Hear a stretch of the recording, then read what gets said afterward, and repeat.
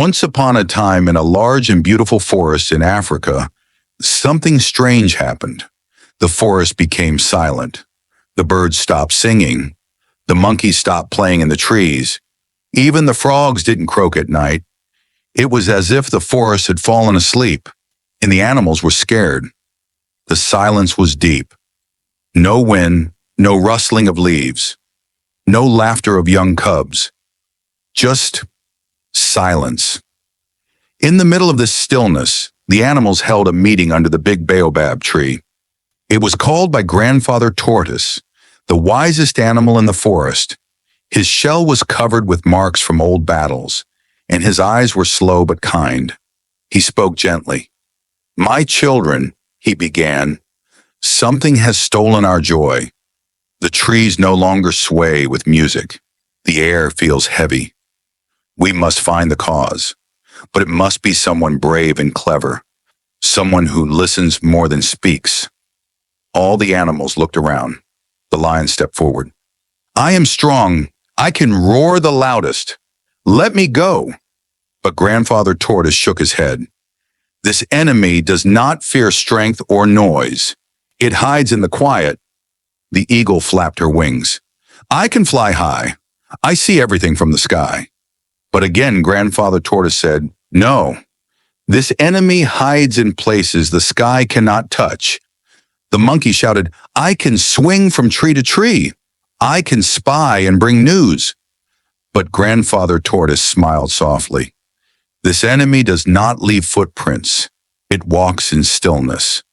The animals grew quiet. Then a small voice said, "I will go." Everyone turned.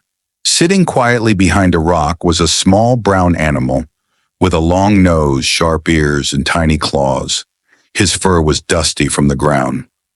"Who are you?" asked the elephant. "I live under the earth," the creature said. "I see very little, but I hear every sound in the forest. I know every root and tunnel. I move alone. If something is hiding, I will find it." Grandfather Tortoise nodded slowly. "Let him go. He is the right one." And so, the little creature set off, while the rest waited. He dug under the forest floor. He listened near the sleeping nests of birds. He waited by the ponds of the frogs. He walked past sleeping lions and silent squirrels. Days passed, but he didn't stop. On the third day he returned. All the animals gathered again under the baobab tree. "What did you find?" asked the zebra. The small animal lifted his head and said in a soft voice, "The one who caused the silence is not loud. It is not big. It never eats, yet it makes others stop singing. It has no hands, but it takes joy from the land." All the animals blinked. "What do you mean?" asked the parrot. "It doesn't fly," the eagle said, confused. "It doesn't walk," said the monkey. "It doesn't have teeth," said the lion. The forest fell quiet again, but not because of fear. This time, it was because they were thinking. Only the owl with her big round eyes spoke softly. "I know what it is." The small brown creature nodded. "So do I. But others must learn to listen, like the forest did." The sun rose behind them, and for the first time in many days, a single bird began to sing.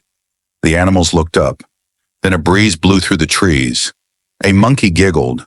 A frog jumped and splashed into a pond. The silence was gone. The forest was waking up. But the mystery remained. The sun had just peeked through the trees when the animals returned to their homes. But none of them felt fully at peace. They now knew that something unseen had stolen their forest joy. But what was it? The answer was still a mystery. And so even though the frog croaked once and the birds sang a little, most animals stayed quiet that day, thinking deeply about the riddle the little brown creature had given them. The one who caused the silence is not loud. It is not big. It never eats, yet it makes others stop singing. It has no hands, but it takes joy from the land. Back in his leafy home, the parrot tried to repeat the words again and again, hoping to unlock the meaning. The lion paced in circles. How can something so powerful have no teeth, No claws, no roar. The elephant dipped his trunk in water. How can something with no hands take away our happiness? The young animals gathered in small groups, whispering stories. Some were scared. What if it's a ghost? A little meerkat said. No, said his mother gently. Ghosts don't make whole forests go quiet.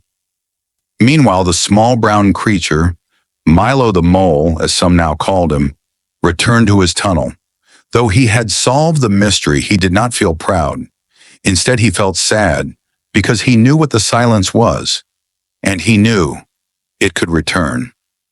That night, thick gray clouds covered the sky. The moon could not be seen. The wind made no sound.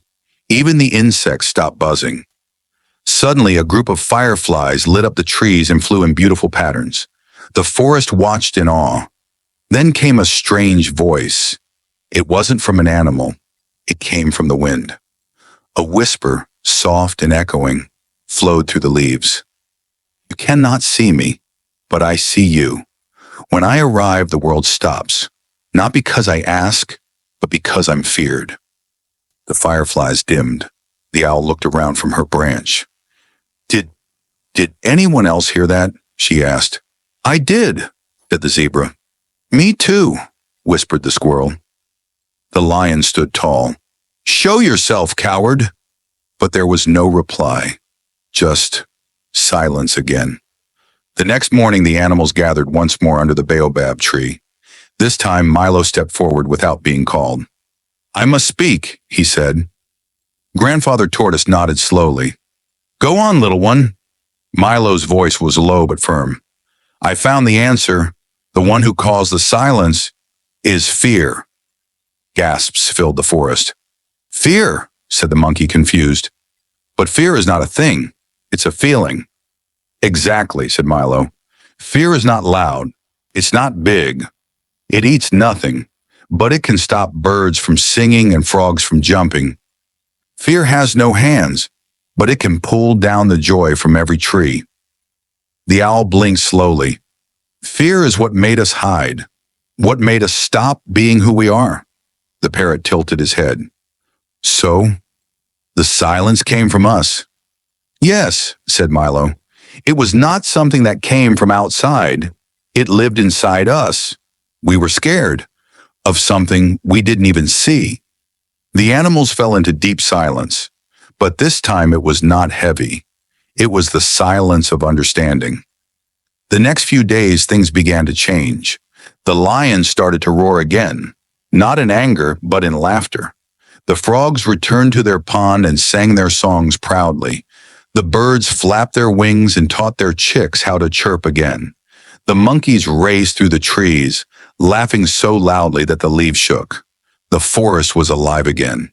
And Milo became a hero, not because he was loud, not because he was strong, but because he taught the forest a lesson. Fear grows when we forget who we are. The animals now remembered. They were not meant to hide. They were meant to shine. They were meant to sing, to run, to fly, to swing, to roar, to live. One evening, as the golden sun painted the trees orange, the animals gathered one last time under the baobab tree. This time not for fear, but for celebration. Milo stood on a rock. Grandfather Tortoise smiled proudly. The owl spread her wings, and every animal raised their voice, not to ask a question, but to give thanks. And as the sound of music and laughter filled the forest again, a single firefly floated above them, glowing gently. The whisper returned once more, but this time with new words. Fear will visit, but joy is stronger. If you remember who you are, the silence won't last any longer. And from that day on, the forest was never truly silent again. Months passed in the forest. The trees grew greener. The rivers flowed brighter. The animals were happy once again. They laughed, danced, and played. Even the youngest cubs knew the name Milo the mole, the tiny animal who had once solved the great riddle of silence. But just when peace had returned fully, Something new began. It started on a Monday morning. The birds flew low and fast. The frogs hid in the mud. The monkeys climbed to the highest branches and wouldn't come down. "I saw something last night," whispered the squirrel. "A giant shadow in the sky." "Was it an eagle?" asked a baby deer. "No," said the squirrel. "It had no wings, and it made no sound." By sunset, strange things happened. A loud boom echoed across the forest. Then came a bright light, like fire flashing behind the hills. And then a soft smell of smoke drifted through the trees. The animals rushed to Grandfather Tortoise's home. Even the strongest lion looked afraid. "Milo!" the animals cried. "We need him again." But Milo had already left. Far beyond the trees, Milo was already climbing a small rocky hill, something he rarely did. "I need to see the sky for myself," he muttered. He reached the top and peeked over the edge. There it was. In the distance, far beyond the trees, black smoke rose like a tower. Beneath it, something was burning. Milo sniffed the air. This is not a forest fire." He watched for hours. Nothing moved. No people. No noise. But the sky above the smoke, it pulsed like a heart. Red and black clouds danced together, swirling in silence. Suddenly the ground shook under Milo's feet. He fell, rolled, and hit his head. When he opened his eyes, he heard something. A whisper. Not from the wind this time. It came from the earth itself. "Run while you can.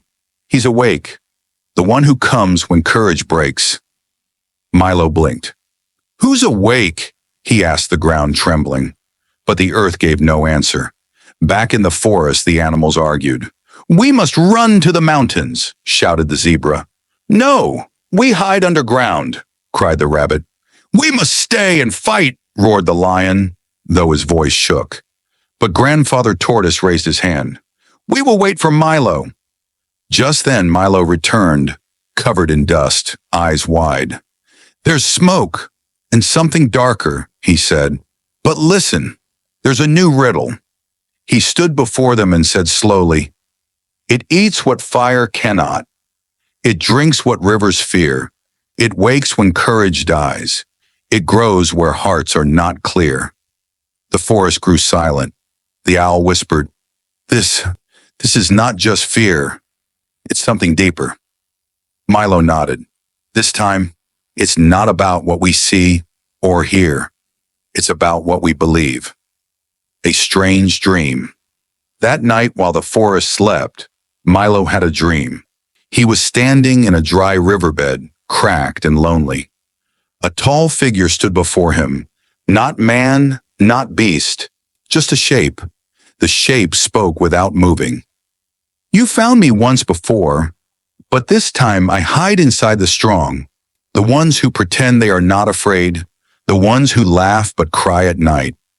I am not fire nor wind. I am doubt." Milo woke with a gasp. The riddle made sense now. It eats what fire cannot. Doubt eats hope. It drinks what rivers fear. Doubt dries courage. It wakes when courage dies. Doubt grows when you stop believing. It grows where hearts are not clear. Doubt lives in confusion. He stood up and whispered to himself, "The real danger is not outside us. It's the doubt inside." Milo returned to the animals the next morning and shared his dream. "This time, we don't fight with claws or run with feet," he said. "We must fight with truth." "How?" asked the owl. "By speaking our fears out loud," Milo said. "We break doubt when we stop hiding it." So one by one, the animals shared their fears. The lion said, "I fear I am not as strong as everyone thinks." The zebra said, "I fear no one listens to me." The elephant said, "I fear being forgotten." Even Grandfather Tortoise whispered, "I fear this forest will lose its soul." And as they spoke their fears, the sky grew lighter. The black smoke began to thin. The earth stopped shaking, and in the distance the bright red clouds faded into blue. The power of truth. By sundown, the forest was peaceful again. The trees swayed gently, the rivers sang, and every animal, no matter how small, stood a little taller. They had learned something new. Fear brings silence, doubt brings shadows, but truth brings light.